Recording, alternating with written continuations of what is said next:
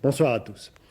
C'est un drame de la crise, à moins que ce ne soit un épisode de plus de la comédie humaine. L'homme qui a enlevé le sénateur bourgmestre Guy Cudel et qui l'a séquestré pendant 2 jours dans une villa de Tellin en Ardennes, cet homme est un jeune travailleur indépendant. Il se trouvait au bout du rouleau, il avait le sentiment d'être victime d'une société cruelle et paperassière. Cet homme, René Buchotte, 36 ans, des Verts, près de Bruxelles, père d'un enfant de 16 mois, ce monsieur tout-le-monde s'est spontanément rendu à la police hier soir, après avoir appris par notre journal que son prisonnier s'était libéré lui-même et que son coup avait donc raté. Pourtant, René Buchotte pensait que ce serait une réussite impeccable. Il avait tout prévu pour cela et il comptait demander une rançon de 5 millions pour recommencer sa vie. Il avait tout préparé, seul, dans le plus grand secret. Même ses proches ignoraient tout jusqu'à ce matin.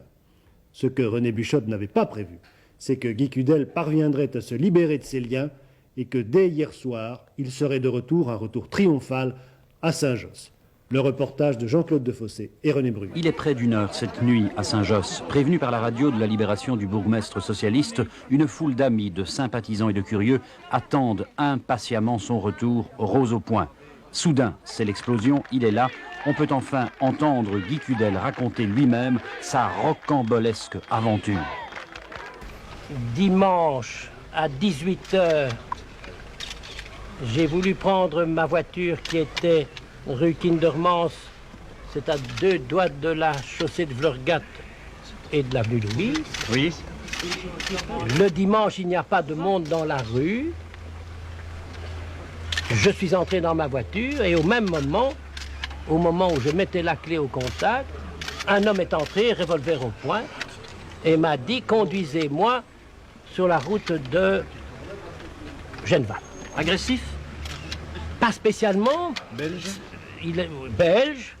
Il s'est signalé par son esprit systématique et sa détermination et son inaccessible au raisonnement logique. Il avait manifestement sa logique à lui. Il n'a jamais été brutal.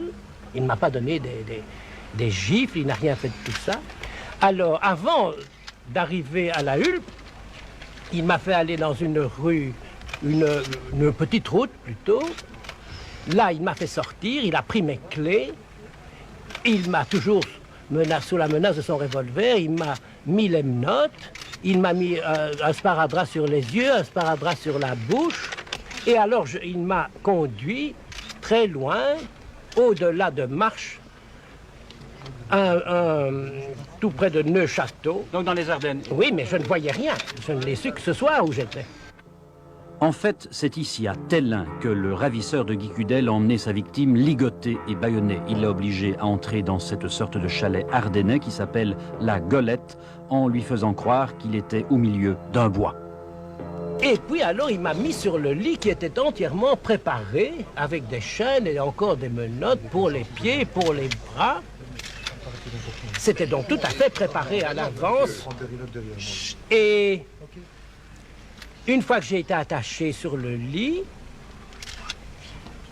il a dit qu'il s'en allait, qu'il retournait à Bruxelles. C'est ce qui explique qu'on a retrouvé la voiture du sénateur Cudel lundi soir à Bruxelles, chaussée de Waterloo. Et il n'est revenu que le lundi matin à 11h30. Donc j'ai été toute la nuit, tout seul. Vous avez tenté de crier? Bien entendu, j'ai crié, mais je dois dire que personne ne m'a répondu. Et lundi matin, il est revenu, et à ce moment-là, il m'a, toujours sous menace de son arme, il m'a délié. Mais il m'a dit, vous êtes ma victime, et je l'ai décidé parce que j'entends beaucoup parler de vous, et vous êtes la personne tout indiquée. Et ce soir, à 18h, il a de nouveau annoncé qu'il retournait à Bruxelles, parce qu'il devait retourner à Bruxelles, parce qu'il ne pouvait pas manifester à Bruxelles des absences.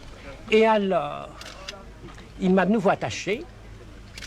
Et heureusement, j'avais remarqué qu'il y avait à une des chaînes qui pendait un morceau de fer dur et assez long. Et alors, j'ai pris appui sur le radiateur et j'ai fait sauter une des menottes. Il n'y avait pas de volet, je n'ai même pas dû casser un carreau. Il y avait une porte-fenêtre, j'ai ouvert la porte-fenêtre et je suis sorti. Vous avez été chez les voisins? Et j'ai été chez des voisins parce que je n'étais pas du tout dans la forêt luxembourgeoise. Nous étions dans la province de Luxembourg, mais c'était dans un site où il y avait toute une série de villas. Je me trouvais dans mon jardin et il a demandé s'il y avait moyen de prévenir directement la gendarmerie et de le protéger. J'ai fait appel directement à la gendarmerie et nous avons attendu. Et dans quel état était-il? Il était quand même assez...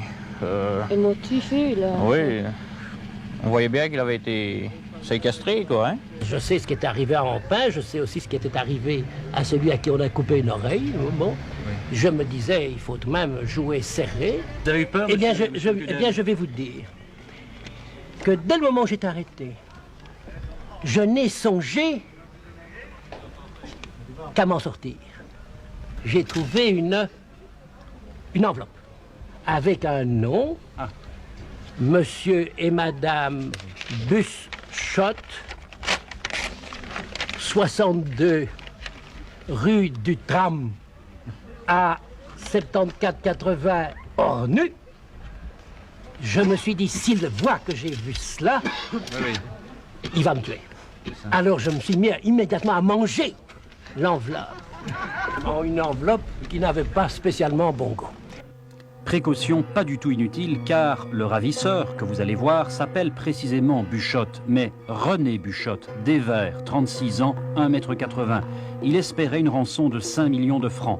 Quand hier soir, en regardant JT2, il a appris l'évasion de Guy Cudel, il a immédiatement été téléphoné pour se rendre à la police, ici, place Saint-Josse, où il a été arrêté à minuit, à 100 mètres de l'endroit où la foule attendait Guy Cudel, la même où, peu après, le bourgmestre de Saint-Josse remerciait ses amis.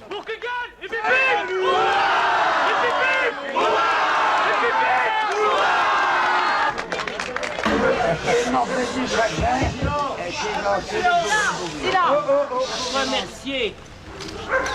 Moi, oui. Je suis très, très touché par votre affection. Ouais. Alors j'ai connu des moments dont le moins qu'on puisse dire, c'est qu'il n'était pas Jojo.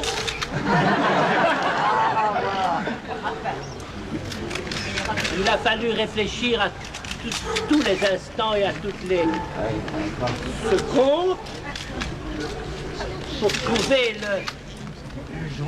le grain de sable dans la machine. La machine, on l'a fait.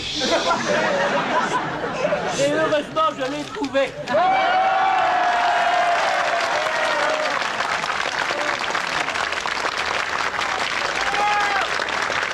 Bien, tout est bien qui finit bien.